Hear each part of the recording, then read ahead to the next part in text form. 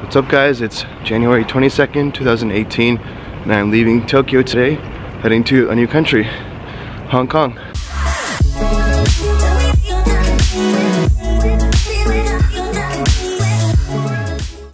Okay, so I'm trying to find a shuttle that is supposed to take me to Narita International Airport to fly out of here. And I got off at Tokyo Station on the JR and I'm a little lost because this whole area is really huge. There's like so many different bus stops and ways to take different lines. So let's see if I can figure this out. I should have enough time to make it there. But yeah, let's figure this out. I just got to Narita Airport with the shuttle from the Tokyo Station, and it was 1,000 yen. I didn't mention this before, but when I flew into Japan, I flew into Haneda Airport, which is a smaller airport. It handles more domestic flights, and it's a little closer to Tokyo. This is Narita. This is the main international airport, and it's further away from the city. I didn't vlog my last 2 days in Tokyo because I just stayed at the hostel. I was recovering from the flu, so unfortunate, but I just wanted to stay out of the cold so I can recover, since I have 5 days in Hong Kong and I want to be in decent condition for that. I'm still not 100%, but I'm feeling better, so, and I'm ready for some warmer weather, so excited to get to warmer weather.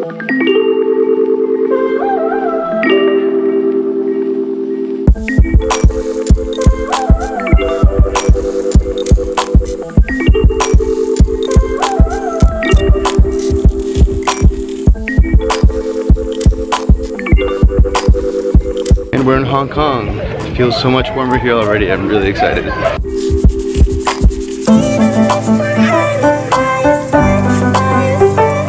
Alright, I got all my stuff. Now I have to find the bus that's going to take me close to the hostel. So I'm figuring that out right now. So I had about 6,000 Japanese yen left over. So I exchanged it at the currency exchange. I don't know exactly what that amounts to in Hong Kong dollars, but I know that the exchange rate from US dollars to Hong Kong dollars is $1 to 7.82 Hong Kong dollars. I'm guessing the new Chinese year will be the year of the dog.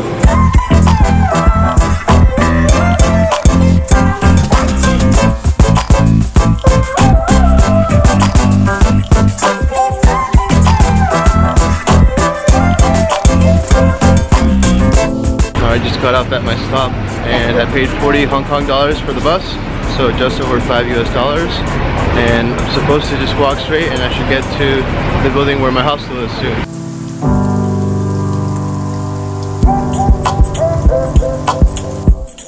It's a bit later. I just went to get food at 7-Eleven and I'm in the middle of like the center of the city where the hostel is, so there's like skyscrapers everywhere. It's crazy. Alright, just went back out to get some dinner. What I had earlier was like a late lunch because I hadn't eaten lunch yet. So apparently there's this Hong Kong style restaurant nearby that is open until like 2:30 a.m. It's like almost 11 p.m. now, and it sounds pretty cheap. Got some dumplings with noodles. It looks really good. For 33 Hong Kong dollars. That was really good. I added some like spicy oil to it and like some chili oil, so it was really good. It feels like being in New York City, but there's like a lot of signs in Chinese and everything's a lot more compact and like close together. Alright, I'm gonna go back to the hostel now. Tomorrow I plan to do a lot of sightseeing, so I'm excited for that, and we'll see you tomorrow. What's up guys, day 2 in Hong Kong. First full day of exploring. Got a lot planned for today, but first I'm gonna get some breakfast.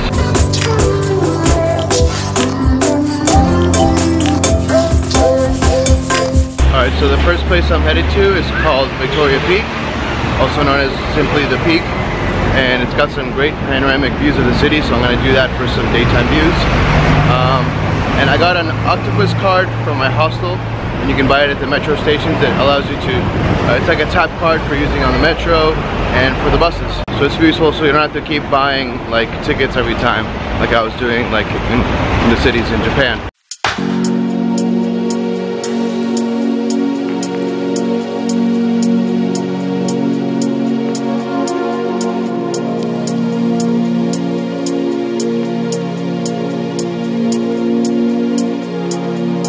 Alright, so I just got off at Central Station, so it was 2 stops on the Kennedy, on the blue line towards Kennedy Station. And I think where I started was Waichang. And now I'm gonna walk to the lower terminus for the tram up to Victoria Peak.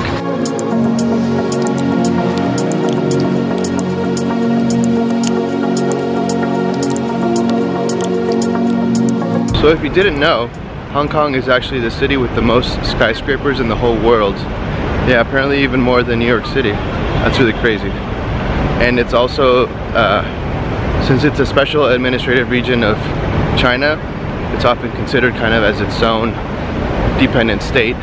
And it's the 4th most densely populated in the world. So that's crazy. It's hard to find some private space around here.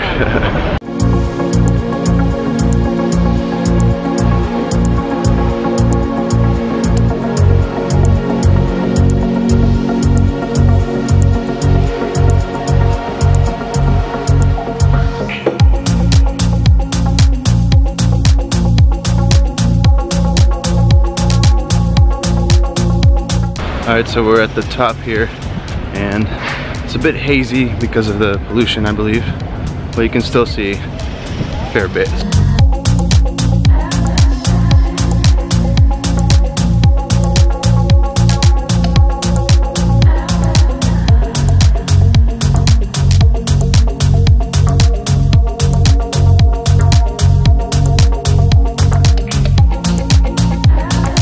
I'm walking down the path that leads all the way down the mountain, so I bought a round-trip ticket, and I'm not trying to spend too much time doing this because I have other things I want to do, so I'll probably just stop here, go back up, and then eventually head back down.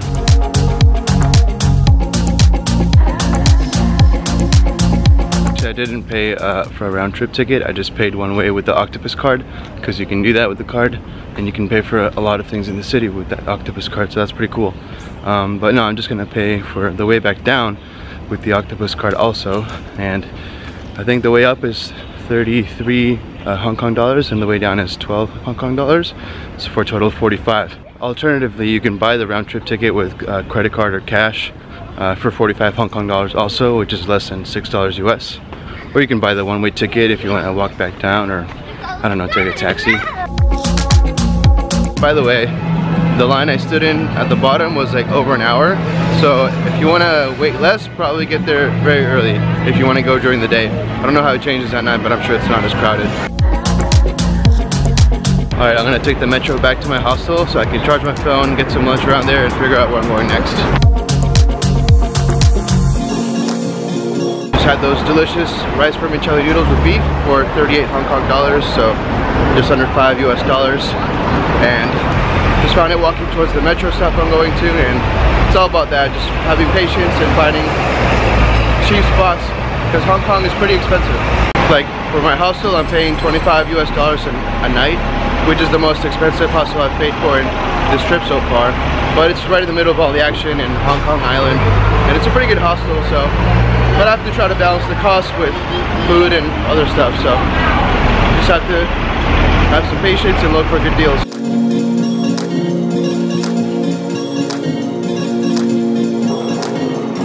Okay, so I took the blue line again, which is called the Island Line, and I got off at Taikoo Station. Now I'm getting off here, and it should be a fairly short walk to the next stop. This is the next stop. It's called Montaigne Mansion. Check it out.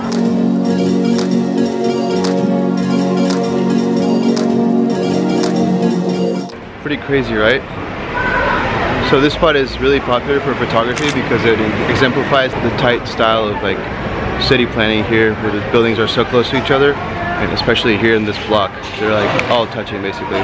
So it's pretty cool though, how they make it work. Alright, that was really cool. Now I'm gonna leave Hong Kong Island for a bit and go north to what's known as Kowloon, another district of the city of Hong Kong. So we'll be crossing the famous Victoria Harbour, but I think I'll do it by metro first because I want to get there fairly soon, and you'll see why. Alright, so I just got off at Sim Shui station, which is in Kowloon, and to get here I took the Island Line to Admiralty Station, so it's going west, and then I switched to the red line, which is the Swan Wang line, I believe, and then 1 station north across the Victoria Harbour.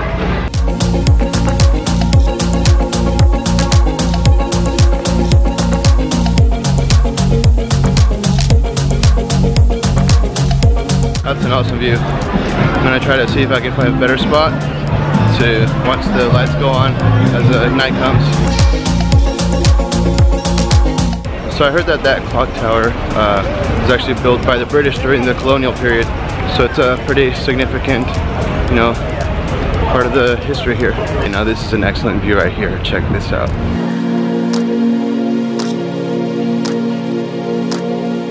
I can't capture this whole awesome view in one shot, but I'm gonna try to set up a good one for a time lapse.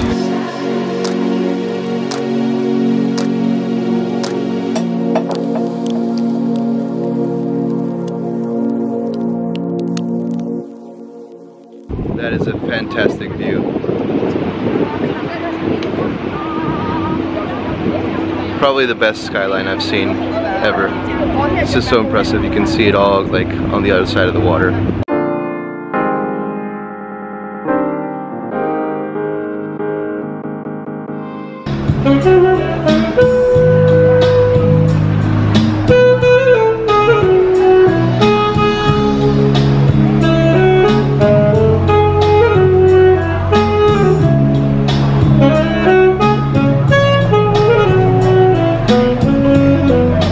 Okay, I'm actually back to this observation terrace because at 8 p.m, so in like 40 minutes or a little bit less, there's like a light show with like all the buildings like light up in different ways. It's called the Symphony of Lights, so I'm just gonna watch that and then take the ferry across.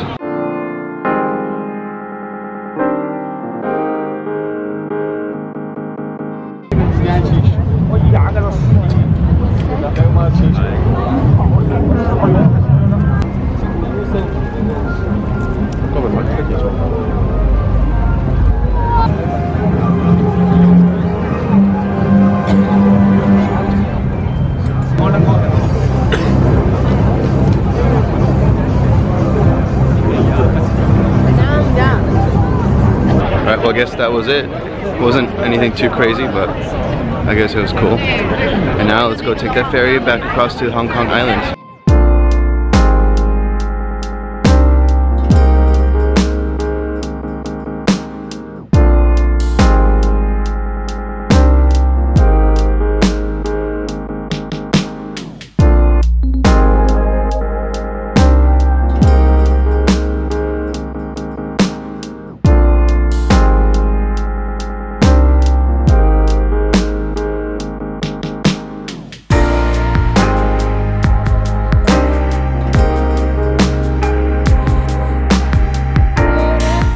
Okay, that ferry was cool, and it was only like $3 to $4 Hong Kong dollars, so really cheap. And I definitely recommend doing it at night because you can see all the lights, you know, across the cityscape. Really cool. Now I'm back in Wan Chai, the district where my hostel is located, so it's just a short walk away now. I'm gonna go inside and start catching up on work again. So I'll end the vlog here for tonight, and I'll see you guys next time. Good night.